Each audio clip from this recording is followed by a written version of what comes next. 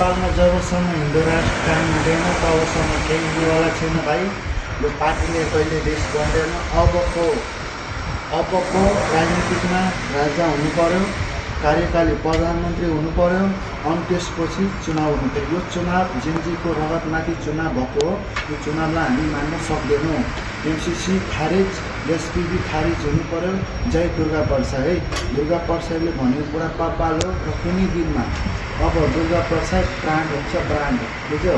यस्तो ब्रान्ड हुन्छ नि पुरै छर्देकै, यस्तो ब्रान्ड हुन्छ अबको राजनीतिकमा। अब नेपालमा दुर्गा प्रसाद भनेको ब्रान्ड अब भन्छ, ब्रान्ड पुरै कि हिन्दू राष्ट्र, किराँत बौद्ध सहितको सनातनको हिन्दू राष्ट्र हुनु पर्यो। यसमा कोही दुईमतको कुरा छैन। जो देशको विरुद्ध बोल्छ त्यो मारल जान्छ। सब्सक्राइब गरिदिनु होला, नभुल्नु होला है। पुरै सब्सक्राइब, लाइक, कमेन्ट गरेर सेयर गरेर छाइदिनु होला ल। काटो।